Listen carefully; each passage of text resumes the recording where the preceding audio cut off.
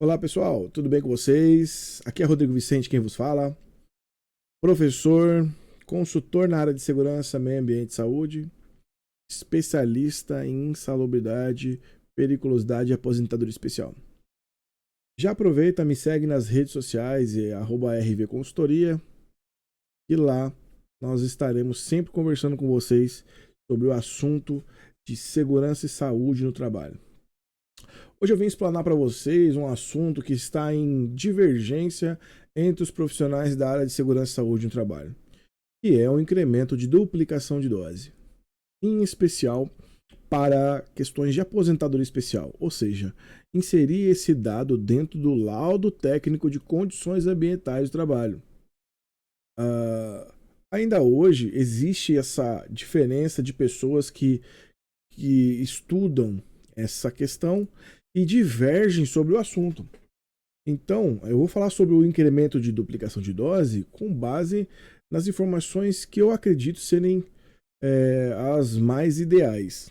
Não estou aqui criticando nenhum tipo de profissional, cada um tem a sua prática, mas eu entendo que essa interpretação que eu venho aplicando desde muito tempo já, desde 2014 inclusive, em discussões em ambientes que levam a gente dentro do INSS para poder conversar com as pessoas do INSS.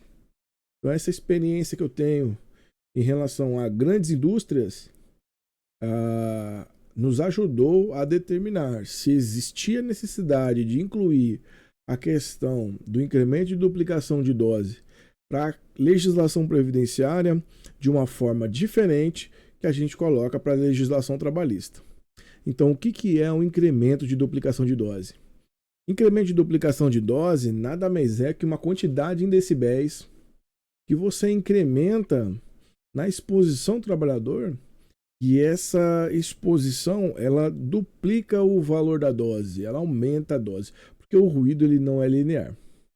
Claro, eu vou explicar isso para vocês com um pouco mais de prática, que eu vou mostrar aqui através do slide. Mas em conceito é mais ou menos assim que funciona. Então vamos lá. Acontece o seguinte. Uh, a gente tem duas legislações, ou normas, né? A gente pode chamar, que tratam do ruído. Uma é a NHO 01 e a outra é a NR15. A NR15, por seu conceito, ela trata do fator de duplicação de dose 5 e a NHO 01 o fator de duplicação de dose 3. Então, mas qual é o limite de tolerância para o ruído? Então, o que muda essa questão aí, tanto do fator de dobra 5 como o fator de dobra 3? Veja que eu tenho duas tabelas aqui que representam muito bem isso. Um nível, a primeira coluna, tanto de uma como outra tabela, é do nível de ruído. A segunda é a dose de exposição e a outra é o tempo. Então, ou seja, na coluna 1 eu tenho os níveis, na coluna 2 eu tenho as doses e na coluna 3 ali eu tenho os níveis, os tempos de exposição. Veja que a explicação fica simples à medida em que eu deixo o tempo de exposição no mesmo. Então, ou seja, se eu tenho um limite de tolerância de 85 decibéis, ele deve ser para uma exposição de 8 horas. Se eu aumentar essa exposição, se eu aumentar esse nível, significa o quê? Que a exposição também aumenta. Aqui eu estou querendo dizer o quê? Que a cada 5 decibéis, essa exposição ela duplica, ela dobra. Então por isso que a gente chama isso de incremento de duplicação de dose, que à medida em que eu aumento 5 decibéis, eu aumento a exposição duplicando o anterior. Então vamos lá. Tem 85 a 8 horas. Se eu aumentar para 90 para 8 horas, ele vai sair de 100 para 200, ou seja, multiplicou por 2, certo? Então, por isso que duplicou a dose, a gente chama de duplicação. Aqui é a mesma coisa. Eu tenho 90 e saltei para 95. Então, você vai dizer assim, mas quadriplicou a primeira. Sim, mas é com base na anterior. que é feito esse cálculo, tá certo? Então a gente aumenta em 5 decibéis e em seguida uma exposição de 8 horas, eu digo que essa exposição é de 400%. E veja que uma coisa interessante também acontece. Se eu diminuir o tempo de exposição, eu também consigo manter a dose específica para aquele tempo em 100%. Olha só, pela metade, ou eu dobro ou eu mantenho o tempo de exposição e eu dobro a dose, ou eu diminuo o tempo de exposição e mantenho a dose. Olha que interessante. Então, ou seja, isso significa que no meu limite de tolerância, 4 horas exposto a 90 decibéis é permitido.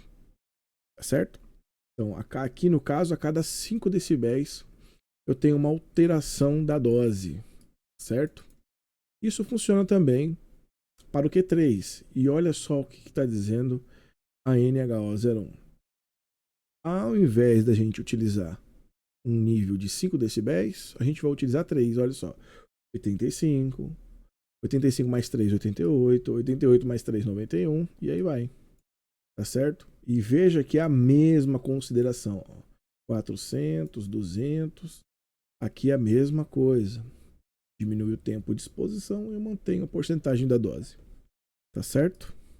Então, ou seja, os equipamentos de medição e a legislação estão preparados para calcular dessa forma a exposição do empregado. E nós utilizamos disso para poder determinar também a exposição. Quando a gente utiliza um equipamento de um dosímetro ou um decibelímetro, no caso de fazer a medição pontual, né? A gente utiliza esse dado para poder determinar a exposição do empregado. Agora, tá aí a dúvida, né? Qual desses eu utilizo para aposentadoria especial? Antes eu tenho aqui a prova, né? Que mostra para vocês, ó, o nível de exposição de 85 a 8 horas, tá vendo? 90, 4 horas, 95, 2 horas. Aqui no caso do ruído, 82, eu não vou me prender aos 80, que é diferente, tá bom? A gente chama de 82 aqui, ó, e 80 aqui nível de ação, mas isso não é o tema da aula agora. Mas enfim, 82 dividido por 82 dividido não, 960 dividido por 60 vai dar 16 horas. Aqui, ó, 85, 480 dividido por 60 vai dar 8 horas, tá bom? Só para vocês terem uma relação de tempo. Agora, vamos lá, para a questão de aposentadoria especial, a gente tem a Decreto 3048, a gente tem Lei 8.213, né? Decreto 3048, anexo 4 do decreto, e a gente tem a Instrução Normativa 128. Tem algumas linhas de raciocínio que o pessoal pensa que a IN 128 não funciona, que ela não é legislação e não é não sei o quê. Eu vou dizer para vocês o seguinte, a Instrução Normativa, ela é sim uma regra e deve ser cumprida. Bom, se vocês vão acreditar em mim ou não, aí é com vocês, mas eu digo para vocês o seguinte, o Ministério da Previdência Social, o Ministério do Trabalho, o antigo Ministério da Economia, eles têm sim como princípio da administração pública para efeito de leis emitir instruções, normas, e assim vai. É como se dissesse que a CONAMA 001 lá do Ministério do Meio Ambiente não tem validade nenhuma. Mas enfim. Pois bem. E aí, a gente já sabe que na legislação previdenciária, o ruído, ele teve, na verdade, todos os agentes, eles tiveram alteração à medida em que o tempo foi passando. Então, por exemplo, existia o limite de tolerância para o ruído de 80 decibéis. Já existiu isso daí. 90 decibéis também já existiu. E agora nós chegamos no marco, que é 85 decibéis, conforme o decreto 3048, anexo 4, 85 decibéis e o NEM, que é o nível de exposição normalizado. Pois bem, o que está dizendo o inciso 4 do artigo 292, que é aí que mora a dúvida do pessoal, que para mim, assim, não faz muito sentido o pessoal tratar dessa forma. Olha só o que está escrito. A partir de 1 de janeiro de 2004, será efetuado. Ele diz que talvez Porém, existe dúvida, está dizendo que será efetuado. Não sou eu que estou dizendo. Isso é a instrução normativa 128. Aí a gente tem a antiga de 77, a instrução normativa 77, que foi revogada pela 128, a 45, que foi revogada pela 77, e aí vai. Então a gente tem a 128. Tá dizendo assim, olha, a partir de 1 de janeiro de 2004 será efetuado. Acabou. Efetuado o quê? Um enquadramento quando o nível de exposição normalizado se situar acima de 85 decibéis, conforme NEGAO 01 da Fundacentro. Acabou.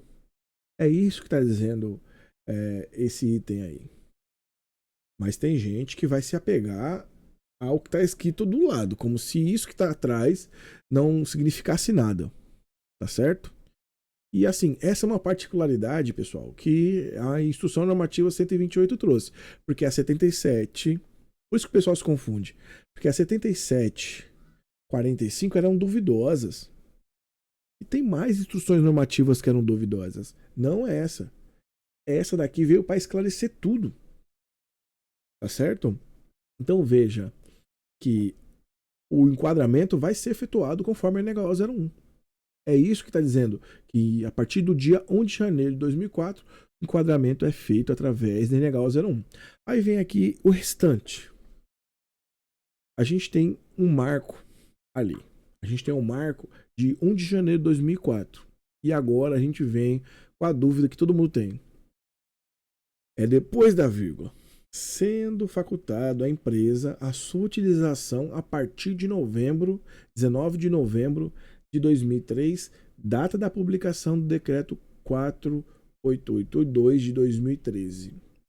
Aplicando os limites de tolerância definidos no quadro 1 da NR15 do Ministério do Trabalho e as metodologias e os procedimentos de avaliação ambiental definidos nas NHO, né, no caso NHO 01, da Fundacentro. Aí assim, olha o marco legal que foi realizado aqui. A gente tem a data de 19 de novembro de 2003 como um marco. E a gente também tem a data de 1 de janeiro de 2004 como um marco.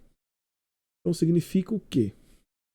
Que até 31/12 de 2003, apenas essa data do dia 19 de novembro de 2003 até 31/12 de 2003 é que a gente pode utilizar o recurso dos limites de tolerância da NR15 e as metodologias de avaliação da NHO. Do dia 1 de janeiro de 2004, já existe limite de tolerância. Já existe a norma a ser aplicada. Não é NR15. Aí aqui tá. O Q5 tá onde? NR15. E o Q3? NHO 01. Então, em 2004, a partir de 1 de janeiro de 2004, começou a vigorar o quê? O Q3. Porque a metodologia da NHO 01 é Q3. Mas tem gente que ainda tem dúvida sobre esse assunto. Então a gente tem uma tabela, eu posso fazer aqui para vocês. Uma observação, inclusive.